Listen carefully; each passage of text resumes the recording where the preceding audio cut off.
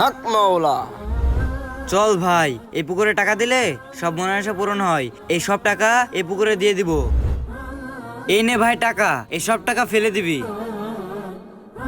হে আল্লাহ, তুমি আমার সকল মনের আশা পূরণ করে দাও। হক মাওলা। কি ব্যাপার, তুমি টাকাগুলো ফেললে না? দাও দাও দাও, টাকাগুলো আমাকে দাও। না ভাই, এই টাকা আমি পুকুরে ফেলবো না।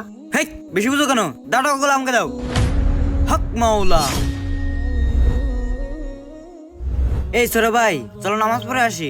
নামাজ পড়বো মানে? সেদিন তো পুকুরে গিয়ে টাকা দিয়ে আল্লাহর কাছে জান্নাত চেয়ে আসলাম, তাহলে এখন নামাজ পড়বো কেন? তাছাড়া আমার কাছে কোনো টাকাও নেই। শোনো রাব্বি, মসজিদে গিয়ে নামাজ পড়ে আল্লাহর কাছে চাইতে কোনো টাকা পয়সা লাগে না। শোনো ভাই, আমিও তো তোমাকে এটাই বোঝাতে চাইছিলাম, আল্লাহর কাছে চাইতে কোনো টাকা লাগে না, দেওয়ার মালিক তো আল্লাহ। তাহলে আমরা পুকুরে গিয়ে চাবো কেন? এটা তো শিরিক। হ্যাঁ ভাই, তুমি ঠিকই বলেছো। এখন থেকে আমরা 5 ওয়াক্ত নামাজ পড়বো। চলো আমরা নামাজ পড়তে যাই।